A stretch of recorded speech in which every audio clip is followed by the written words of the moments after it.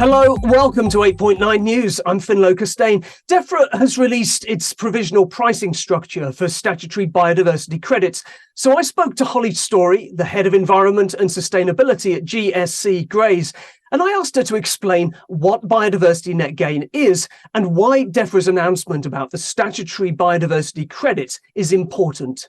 So biodiversity net gain was brought in by the Environment Act 2021. And it becomes mandatory this year in November for most developments, with a couple of exceptions. And it's a requirement on developments to not just offset any biodiversity that's lost as a result of that development, but also to deliver a net gain of at least 10% in the biodiversity value. And that's compared to pre-development levels. So what did the development site look like in terms of habitat type and extent and condition before any work was started? The developers are obliged to try and retain habitats on site if they can, and then to try and deliver net gain on site as a first preference. But some developments won't be able to achieve that. So in that case, they would be able to look to work with landowners, look off-site to support habitat restoration or creation off-site to deliver that requirement of 10%. And how close does that net gain need to be? Does it need to be relatively close to the site in question, or could it be, for example, at the other end of the country? It could theoretically be the other end of the country. The way that the biodiversity metric works, which is the metric that Defra have set up to try and assess biodiversity value, it disincentivizes developers from looking too far afield. So it encourages them to look within the same local authority or within the same national character area, so a kind of landscape area and character area. That's not to say that developers couldn't look further afield, but it's likely that they would have to obtain more units because there's a negative multiplier that applies called the spatial risk multiplier. And we're expecting as well that some local authorities might actually place an additional requirement on developments in their area to look within that same local authority boundary. That's interesting. The published prices for statutory biodiversity credits range from £42,000 per credit to £650,000. Why is there such a range, and what determines that value? Yeah, so those statutory credits are something that Defra has introduced as a kind of last resort for developers. So if they're not able to deliver that net gain on site or by purchasing units from an off-site project, then they could look to source some credits from Defra's biodiversity credit scheme. And the prices issued vary quite a lot because they are set depending on the value of those habitats and also the cost of delivery. So they look at the type of habitat, but also the distinctiveness of that habitat. And distinctiveness is a measure that's used within the biodiversity metric.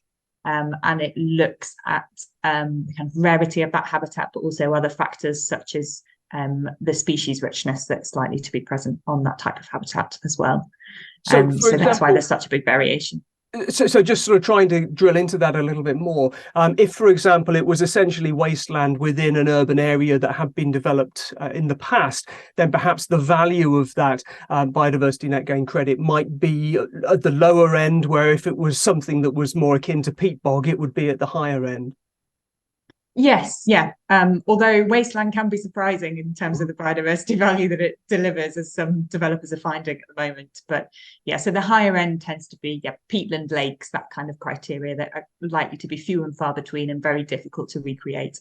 Now, Holly, we know that there's often variability between the prices in the north and in the south. So is the value being set nationally, or will the value of the same sort of credit vary by region? For example, will those credits be worth more in the south than in the north?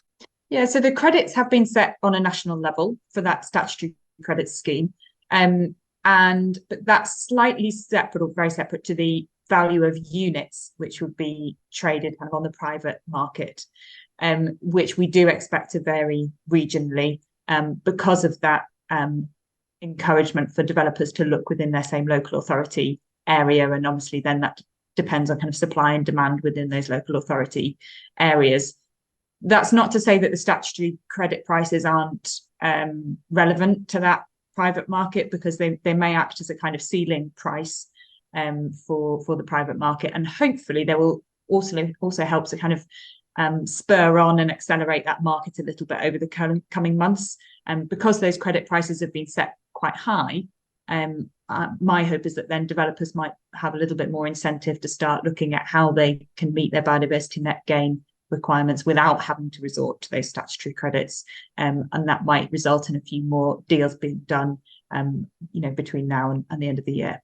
So essentially, the statutory credits are set at a national level, but there's likely to be some variability within the private market for those units. Yes, so the units that are being traded kind of privately within regions, yes, we do expect them to vary quite a bit depending on where you are in the country, how much development's happening, but also how much land is available for potential habitat creation or restoration projects. That was Holly's story from GSC Grays. More about this and our other headline news on our website, 8point9.com. That's all for now. We're back next week. Thanks for watching.